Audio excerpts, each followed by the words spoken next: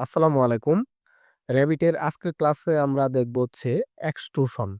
তো এক্সট্রুশন আমরা কিভাবে করব আজকের ক্লাসে আমরা এটাই দেখব। তো এক্সট্রুশনকে আমরা শর্টকাটে কাজ করার সময় বলি এক্সট্রুড করব, এক্সট্রুড। ওকে? তো আমি এক্সট্রুডই বলি। তো এখন হচ্ছে এইজন্য হচ্ছে আমরা যাব হচ্ছে কম্পোনেন্ট থেকে মডেল ইন প্লেস। এখান থেকে যাব হচ্ছে জেনেরিক মডেল। এই যে জেনেরিক মডেল জি তে ক্লিক দিলেই জেনেরিক মডেলে আমরা চলে আসব। তারপরে ওকে।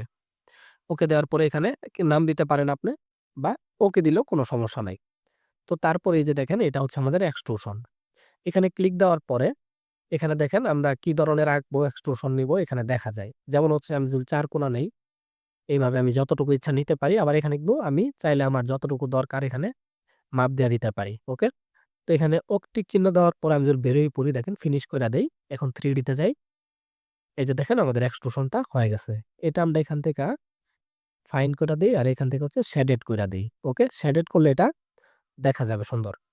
তো এই যে আমাদের এক্সট্রুশন। তো এটা আমরা যদি ছোট করতে পারি, বড় করতে পারি এখানে ধইরা, আবার উপরের দিকে বড় করতে পারি।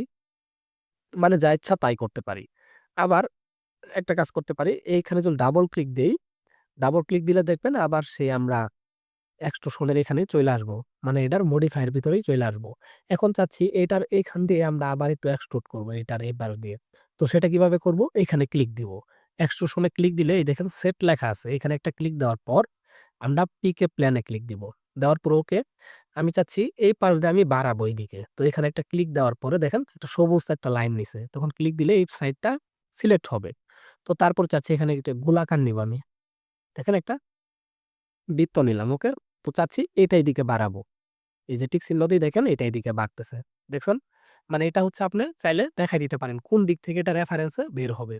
তো আমি আবার যে এখানে ফিনিশ করার আগ পর্যন্ত এখানে যতবার আসবো ক্রিয়েটে আসার পরে আমি এখান থেকে এক্সট্রুশন করতে পারবো। কোনো সমস্যা নাই। আমি আবার আসি এখানে। আসার পর আমি চাচ্ছি এবারে এটা নিয়ে কাজ করব। তার আগে আমি সেটে ক্লিক দিব। দেওয়ার পরে পিকে প্ল্যান। আমি চাচ্ছি এবার এই পাশে ক্লিক দিব। এই ধরলে দেখেন একটা সবুজ লাইন আসতেছে চারপাশ দিয়ে। তখন আমি ক্লিক দিব। ক্লিক দেওয়ার পরে এখন আমি একটা পলিগন যদি নেই দেখেন যেকোনো মাপে নিলাম। দেখছেন এইদিকে বাড়ায় গেছে এই যে। এখন আমি চাইলে কি করতে পারি? এই যে এই মাথাতে ধরে এটা বাড়ায় দিতে পারি। তো এইভাবে কিন্তু আমি এক্সট্রুশন করতে পারি। মানে যেকোনো দিকে ইচ্ছা। এটা কিন্তু ওয়ালে নিতে পারবেন, ফ্লোরে নিতে পারবেন, তারপর হচ্ছে আপনার যে ছাদে নিতে পারবেন। সব জায়গায় এই এক্সট্রুশনটা কাজ করবে। ওকে? তো এখন যদি আমি এটাকে ফিনিশ করে দিই দেখেন ফিনিশ হয়ে গেছে। এই যে একটা ক্লিক দিলে এটা পুরাটা একটা দেখাচ্ছে। কারণ হচ্ছে কি আমি এটার ভিতরে মডিফাই এ যাওয়ার পরে এগুলাতে কাজ করছি। এখন আমি ফিনিশ কইরা দিলাম। দেওয়ার পর আবার যদি এখান থেকে যাই ১ম থেকে কম্পোনেন্ট, মডেল ইন প্লেস এখান থেকে যাব হচ্ছে জেনেরিক মডেল। এই যে আসলাম জেনেরিক মডেল। ওকে। এখন যদি আমি এক্সট্রুশন নেই দেখেন, আমি একটা এক্সট্রুশন নিলাম। আমরা এখানে পিকে প্লেন দিলাম, আমি উপরের দিকে দিলাম এই যে এখানে ক্লিক। এখানে আমি একটা কি নিলাম, এখানে একটা বৃত্ত নিলাম। ওকে? নেওয়ার পরে দেখেন এটা আমি যত ইচ্ছা বাড়াইলাম। ওকে। এখন যদি আমি এটাতে ক্লিক দেই দেখেন এটা শুধু একটাই সিলেক্ট হচ্ছে। আবার যখন আমি এটাতে ক্লিক দিচ্ছি এটা পুরাটা এক্সট্রা সিলেক্ট হচ্ছে। কারণ কি? কারণ হচ্ছে আমি যখন এটাতে ডাবল ক্লিক দিছি এটার ভিতরে যাওয়ার পরে মডিফাই করছি। মানে এটা পুরাটা একটাতে আছে। ওকে? তো সেই ক্ষেত্রে এটা আপনার বুঝতে হবে যে আপনি এটার ভিতরে যাওয়ার পরে কাজ করছেন নাকি প্রত্যেকটা আলাদা, আলাদা করে কাজ করছেন। তো আমি যদি এটা মডিফাই করতে চাই এখানে ডাবল ক্লিক দিয়া পরে ভিতরে যাওয়ার পরে একটা, একটা করে ধরতে পারবো। দেখছেন? এখন কিন্তু মডিফিকেশন এর ভিতরে আছে এই যে। তো তারপর আমি একটা, একটা করে কাজ করতে পারবো। আসি টিক চিহ্ন দেই। ওকে। আবার এখন ধরলে দেখেন পুরাটা কিন্তু একটা হয়ে আছে। তো সেই ক্ষেত্রে অবশ্যই যখন কাজ করবেন তখন খেয়াল করবেন এটা পুরাটা একটা ফাইলে আছে মানে একটা গ্রুপে আছে নাকি এরকম আলাদা আছে। তো আলাদা নিতে পারলে খুবই ভালো হয়।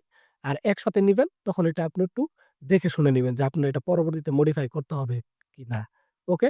তো আশা করি আপনারা বুঝতে পারছেন এক্সট্রুশন এর যে কাজটা। তো আজকের ক্লাসটা এই পর্যন্তই। সবাই ভালো থাকবেন। আসসালামু আলাইকুম।